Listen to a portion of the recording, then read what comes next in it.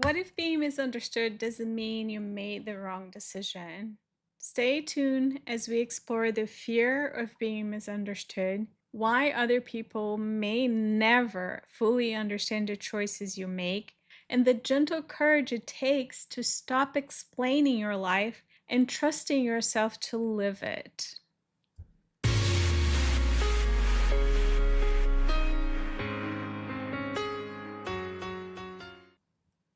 Welcome back to the Resilient MD, the podcast and YouTube channel where we have honest conversations about medicine, burnout, resilience, and how to care for others without losing ourselves in the process. I'm your host, Dr. Anna McDowell, certified life coach, allergist, and firm believer that small changes can create massive ripple effects. Before we start, I want to take a moment to acknowledge that this week marks the first anniversary of this show. The initial episode was launched on August 26, 2025. And since then, I have posted 78 episodes with this one. I'm very proud to have kept up with it and was only late once, but never missed a week. I'm very humbled by the fact that we have over 100 followers on YouTube.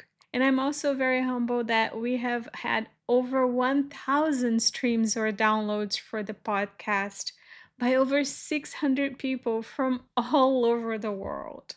I know some may not think of these numbers as a lot, but considering we address a small niche, I'm very happy and honored that I can be helping because that was my goal.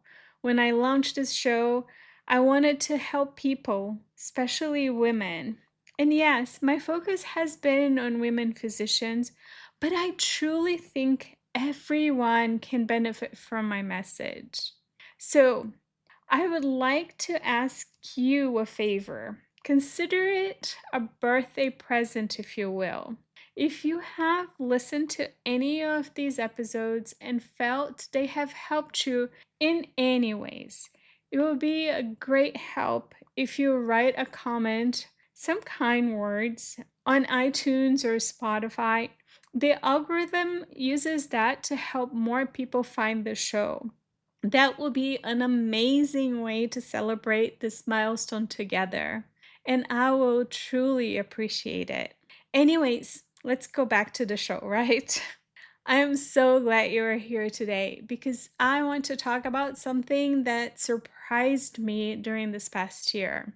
I thought one of the hardest part of making a significant life change would be making the decision itself. But looking back, that wasn't the hardest part.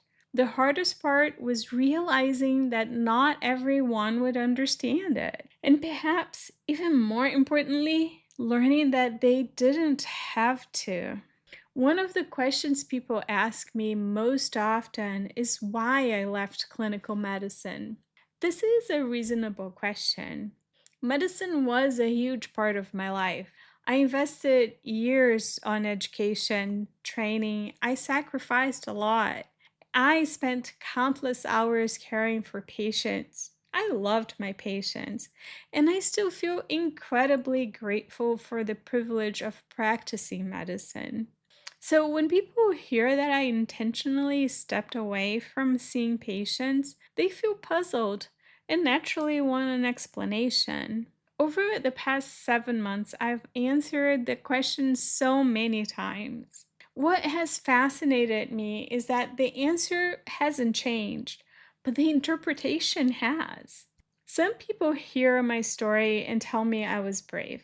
Others hear the very same story and say they could never do what I did. Some assume I must have been completely burned out. Others think I simply wanted an easier life. A few quietly wonder if I will eventually go back. The interesting part is that none of those responses are really about me. They are about the person listening. It is so interesting how each of us hears someone else's story through the lens of our own experiences, values, fears, and hopes. The same decision can sound courageous to one person and confusing to another. It can sound inspiring to someone who longs for change and irresponsible to someone who would never make that same choice. That realization was incredibly freeing because it helped me understand that I wasn't responsible for managing everyone else's interpretation of my life. As a physician, we are trained to explain ourselves. We explain diagnoses, we explain treatment plans, we explain risks and benefits. We explain why we're recommending one medication instead of another. Communication is one of the most important parts of our profession. Somewhere along the way, many of us begin believing that if we simply explain ourselves well enough, everyone will understand. And I have to admit, many times I felt the urge to explain myself better when I thought that my experience was being misunderstood. Then I realized that life doesn't work that way.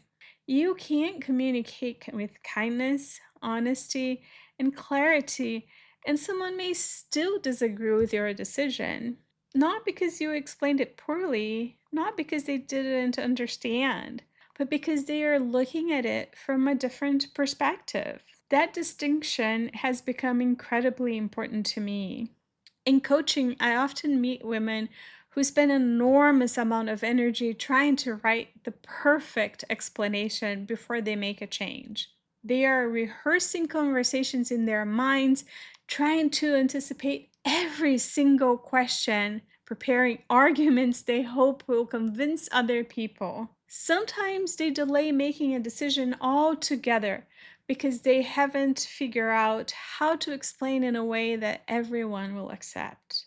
I understand that instinct because it feels safer if everyone agrees. It feels safer if people immediately understand your reasons. But over time, I've realized that explanations don't guarantee understanding. Sometimes they simply provide more information for someone to interpret through their own worldview. One of the things I've reflected in this year is how often I've probably done the same thing.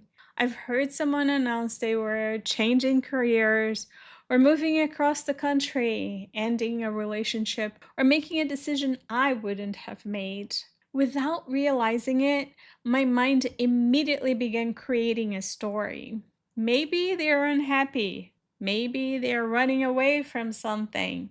Maybe this is a mistake. Our brains naturally try to fill in the missing pieces. We all do it. It is part of being human.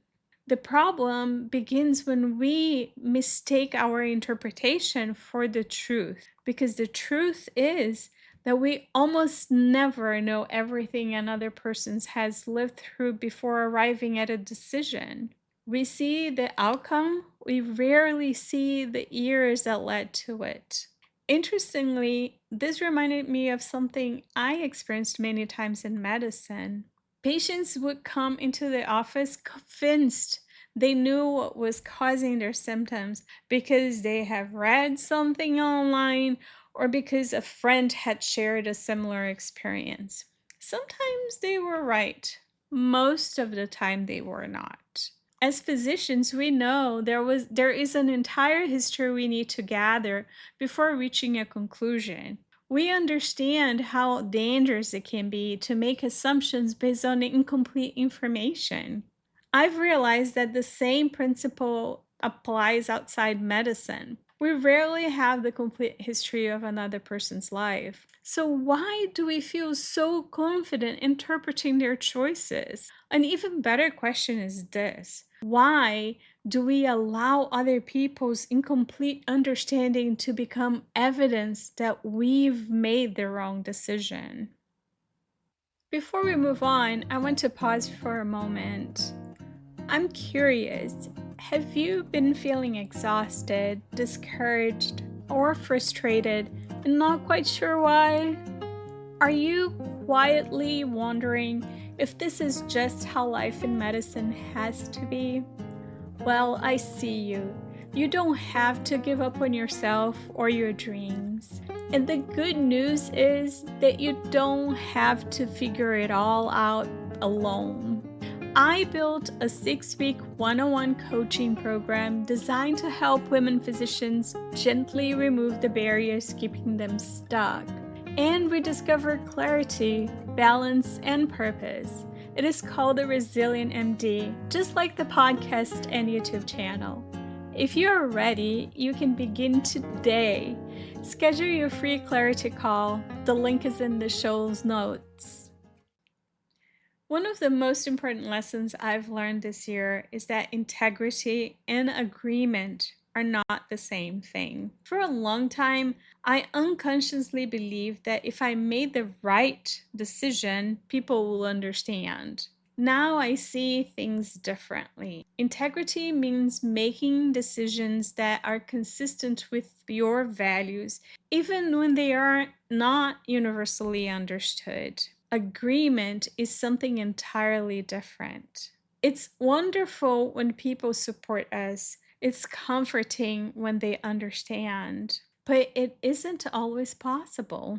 Some decisions can only be fully understood by the person who had to make them. I often think back to the butterfly sanctuary we visited in Belize. When you walk through a butterfly sanctuary, what captures your attention are the butterflies. They are beautiful.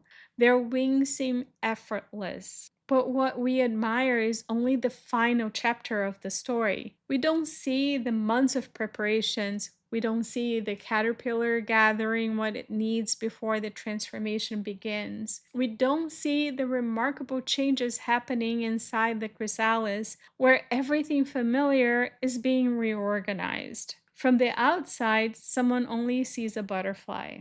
From the inside, there was an entire process that made those wings possible. Human transformation is much the same. People often see the decision. They don't see the years of reflection. They see the new career. They don't see the quiet doubts that came before it. They see the boundary. They don't see the hundreds of times you ignored your own needs before deciding something had to change. They see the outcome, they rarely see the becoming. If there's one thing I hope you will take away from today's conversation is this. You are the only person who has lived your entire life. You're the only person who knows what you've carried, what you've wrestled with, what you've sacrificed, and what you've learned along the way. That doesn't make you infallible. It doesn't mean you will never make mistakes, but it does mean that some decisions belong primarily to you and you alone.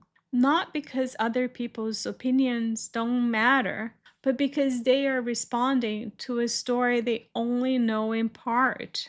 You are living the whole story. As I continue this butterfly year with you, I'm becoming more comfortable with something that once felt very uncomfortable to me.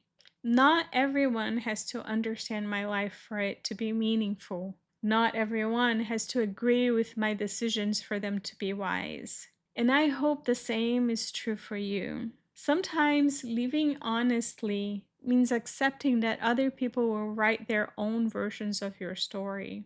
My coach Brooke Hicks always says, "Let them be wrong about me." You don't have to spend your life editing the manuscript.